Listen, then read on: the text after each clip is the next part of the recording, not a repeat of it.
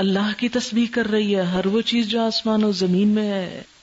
لہ الملک، اسی کی بادشاہت، وَلَهُ الْحَمْدُ، اسی کی تعریف، وَهُوَ عَلَى كُلِّ شَيْءٍ قَدِيرٌ، اور وہ ہر چیز پر قدرت رکھنے والا ہے. هُوَ الَّذِي خَلَقَكُمْ، اسی نے تم کو پیدا کیا ہے. فَمِنْكُمْ كَافِرٌ، تو تم میں سے کچھ کافر ہیں، کوئی کافر ہے. وَمِنْكُمْ مُؤْمِنٌ، اور کوئی مومن ہے. یعنی اللہ نے تو تم کو فطرت سلیم پہ پیدا کیا، لیکن تم کوئی ایمان پہ اور کوئی کفر پہ چلا گیا. واللہ بما تعملون بصیر، اور اللہ وہ سب کچھ دیکھ رہا ہے جو تم کرتے ہو. خلق السماوات والارض بالحق، اس نے آسمان و زمین کو حق عدل کے ساتھ پیدا کیا. وصورکم، اور تمہاری صورت بنائی. فاحسن صورکم، اور بڑی عمدہ بنائی. آپ دیکھیں کہ انسان سارے جانوروں سے اپنی شکل میں ممتاز ہے. بندر اور بن مانس ملتی جلتی مخلوق ہے انسان سے، لیکن ان کے مقابلے میں کتنی حسین. احسن، احسن سے احسنا، جیسے سورۃ مؤمن میں بھی آتا ہے وصورکم فاحسن صورکم ورزقکم من الطیبات. یا ایھا الانسان ما غرک بربک الکریم الذی خلقک فسواک فعدلک فی ای صورۃ ما شاء رکبک هو الذی یصورکم فی الارحام کیف یشاء والیہ المصیر. اللہ نے شکل نہیں دیکھنی تمہاری، اسی کی طرف لوٹنا ہے، پھر وہ پوچھے گا، حساب لے گا. یعلم ما فی السماوات والارض، وہ جانتا ہے جو آسمانوں میں ہے اور زمین میں. وَيَعْلَمُ مَا تُسِرُّونَ وَمَا تُعْلِنُونَ، اور وہ جانتا ہے جو تم چھپاتے ہو اور جو تم ظاہر کرتے ہو. وَاللَّهُ عَلِيمٌ بِذَاتِ الصُّدُورِ، اور اللہ سینوں کے بھید تک جاننے والا ہے. أَلَمْ يَأْتِكُمْ نَبَأُ الَّذِينَ كَفَرُوا مِنْ قَبْلُ، کیا تمہیں ان لوگوں کی خبر نہیں پہنچی جنہوں نے اس سے پہلے کفر کیا. فَذَاقُوا وَبَالَ أَمْرِهِمْ، پھر انہوں نے چکھی شامت اپنے کام کی، اپنے اعمال کا مزہ چکھا. وَلَهُمْ عَذَابٌ أَلِيمٌ، اور ان کے لیے دردناک عذاب ہے. ذَلِكَ بِأَنَّهُ كَانَتْ تَأْتِيهِمْ رُسُلُهُمْ بِالْبَيِّنَاتِ، یہ اس لیے کہ آئے تھے ان کے پاس ان کے رسول کھلی نشانیاں لے کر. فَقَالُوا، تو وہ کہنے لگے، أَبَشَرٌ يَهْدُونَنَا، انسان ہمیں ہدایت دیں گے، بشر ہم کو ہدایت دے گا. فَكَفَرُوا، تو انہوں نے بات نہ مانی. وَتَوَلَّوْا، منہ موڑ لیا، توجہ ہی نہ کی، بے نیازی برتی. وَاسْتَغْنَى اللَّهُ، اور اللہ بھی بے پرواہ ہو گیا، یعنی ان کے ایمان اور عبادتوں سے. وَاللَّهُ غَنِيٌّ حَمِيدٌ، اور اللہ ہے ہی بے نیاز تعریف والا ہے. زَعَمَ الَّذِينَ كَفَرُوا أَن لَّن يُبْعَثُوا، منکرین بڑے دعوے سے کہتے ہیں کہ وہ مرنے کے بعد ہرگز دوبارہ نہ اٹھائے جائیں گے، لیکن یہ کیا ہے؟ محض گمان. زوم جو ہوتا ہے نا، اس کا اطلاق جھوٹ پر بھی ہوتا ہے، یعنی محض گمان ہے جس کی کوئی دلیل نہیں. اور جو شخص دلیل کے بغیر کوئی بات سمجھتا، کوئی عقیدہ رکھتا ہے، تو پھر اس کا انجام یہی ہونا چاہیے. قل بلا وربی لتبعثن، کہہ دیجئے کیوں نہیں، قسم ہے میرے رب کی، تم ضرور اٹھائے جاؤ گے. ثم لتنبؤن بما عملتم، پھر ضرور تم بتائے جاؤ گے جو کچھ تم عمل کرتے رہے. یعنی یہ قیامت کی آمد پر دلیل ہے. کیا کہ انسان کو دنیا میں تو اس کے اعمال کا پورا بدلہ نہیں مل سکتا، وہیں پہ جا کے ملے گا، اس لیے اٹھانا ضروری ہے. وذالک علی اللہ یسیر، اور یہ بات اللہ پر بڑی آسان ہے، بہت آسان. فآمنوا باللہ ورسولہ، تو ایمان لاؤ اللہ اور اس کے رسول پر.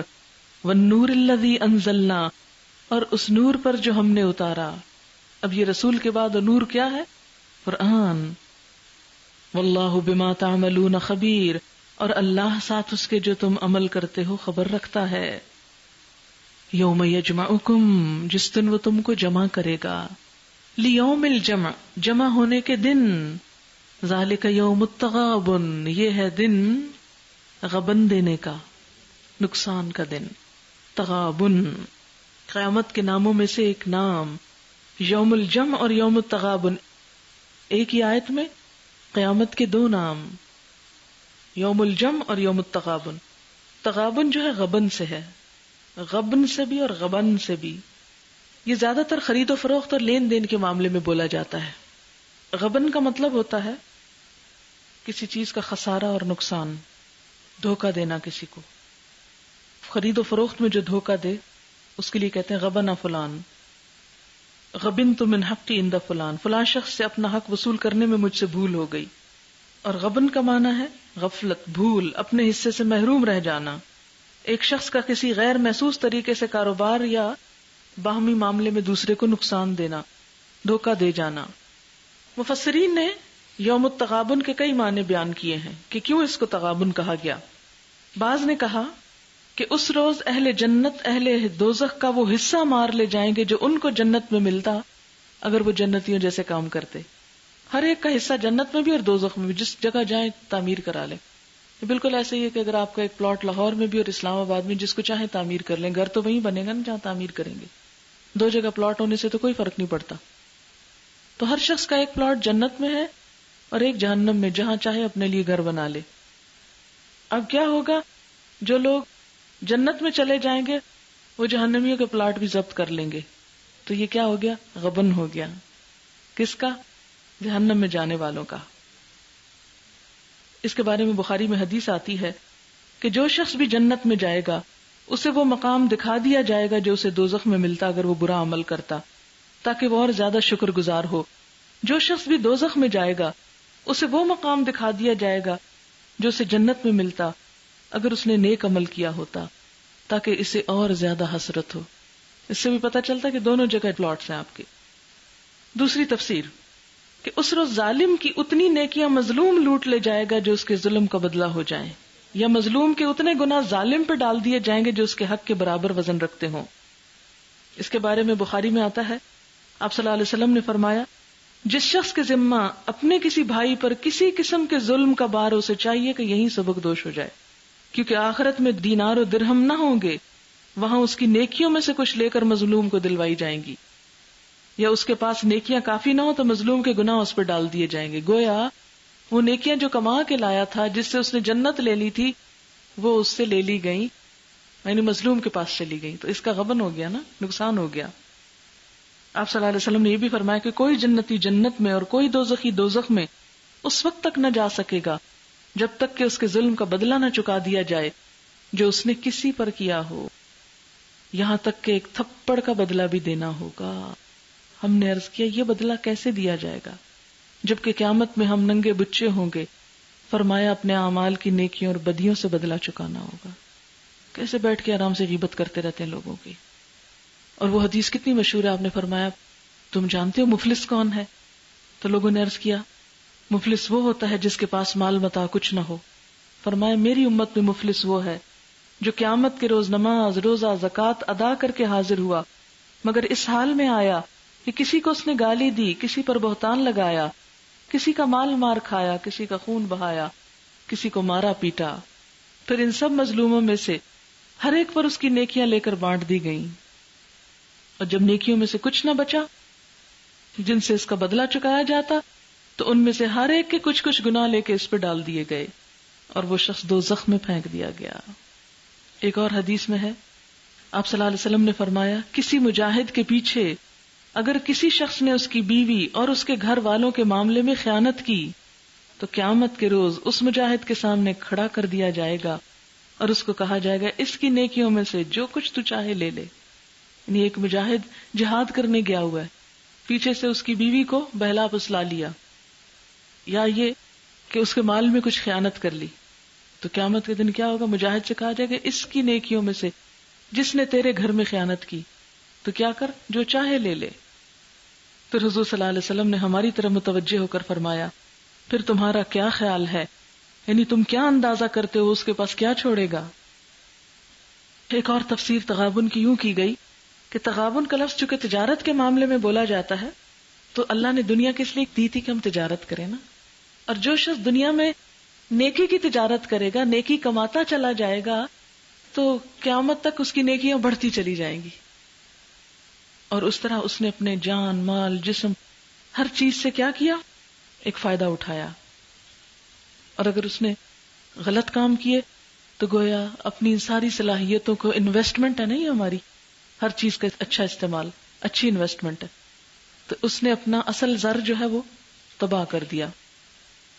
ذالک یوم التغابن ومن یؤمن باللہ ویعمل صالحا یکفر عنہ سیئاتہ، اور جو اللہ پر ایمان لایا اور نیک عمل کیے اللہ اس کے گناہ جھاڑ دے گا اور اسے ایسی جنتوں میں داخل کرے گا، یدخلہ جنات تجری من تحتها الانہار خالدین فیہا ابدا، جن کے نیچے نہریں بہتی ہوں گی، یہ لوگ ہمیشہ ہمیشہ ان میں رہیں گے، ذالک الفوز العظیم، یہی بڑی کامیابی ہے۔ والذین کفروا وکذبوا بآیاتنا، اور وہ لوگ جنہوں نے کفر کیا اور ہماری آیات کو جھٹلایا، اولئک اصحاب النار، یہ دوزخ والے ہیں، خالدین فیہا، اس میں ہمیشہ رہیں گے، وبئس المصیر، کتنا برا ٹھکانہ ہے، ما اصاب من مصیبت الا باذن اللہ، کوئی مصیبت نہیں آتی مگر اللہ کے اذن سے آتی، جسے پیچھے بھی پڑھا نا آپ نے سورۃ الحدید میں، تو اللہ تعالیٰ فرماتے ہیں اس سے پہلے کہ ہم اسے لائیں ہم پہلے سے ہی لکھ چکے ہوتے ہیں۔ ایسے موقع پر مصیبت آنے پر وَمَن يُؤْمِن بِاللَّهِ يَهْدِ قَلْبَهُ، جو اللہ پر بھروسہ کرے گا اللہ اس کے دل کو ہدایت دے گا، دل ٹھنڈا رہے گا، پرسکون رہے گا، سیدھے راستے پہ چلے گا، کوئی اللہ سے بدگمانی نہیں، کوئی حسرت نہیں، کوئی یاس نہیں، کوئی کاش کا دروازہ نہیں، کیونکہ کہتے ہیں نا جب انسان کاش کہتا ہے کاش یہ نہ ہوتا، کاش وہ نہ ہوتا، تو شیطان کو داخل ہونے کا راستہ مل جاتا ہے، پھر آگے آ کے شیطان بہکاتا چلا جاتا ہے۔ تو جو شخص مصیبت پہ صبر کرے گا، اللہ پہ بھروسہ کرے گا، کہ کوئی بھی چیز جب انسان کے ہاتھ سے مثلا نقصان ہوتی، کوئی چیز جو چلی جاتی، اور اس موقع پر انسان یہ سوچے اللہ نے دیا اور اللہ ہی نے لے لیا، اللہ کی چیز سے امانت تھی، ختم، تو پھر کوئی غلط کلمہ نہ زبان سے نکلتا، نہ شکوہ دل میں آتا ہے، نہ انسان بلا وجہ پریشان ہوتا ہے، اور نہ اپنے وقت اور اپنی زندگی صلاحیتوں ان چیزوں کو گنواتا ہے۔ یہدی قلبہ، اور دل ہدایت پا جائے تو سارا عمل درست ہو جاتا ہے۔ واللہ بکل شیء علیم، اور اللہ ہر چیز کو جاننے والا ہے۔ وَأَطِیعُوا اللَّهَ وَأَطِیعُوا الرَّسُولَ، اطاعت کرو اللہ کی اور اطاعت کرو رسول کی۔ فَإِن تَوَلَّيْتُمْ، اور اگر تم اطاعت سے منہ موڑتے ہو، فَإِنَّمَا عَلَى رَسُولِنَا الْبَلَاغُ الْمُبِينُ، تو ہمارے رسول کے ذمہ کھلم کھلا پہنچا دینا ہے۔ اللہ لا الہ الا ہو، اللہ وہ ہے جس کے سوا کوئی خدا نہیں۔ وعلی اللہ فلیتوکل المؤمنون، اور اللہ پر چاہیے کہ توکل کرے مومن، یعنی رسول اور اس کے ماننے والے اللہ پہ بھروسہ کر کے آگے بڑھیں، کیونکہ اللہ کا کام ہے، اللہ ہی کے حوالے کریں، اللہ ہی مدد کرے گا۔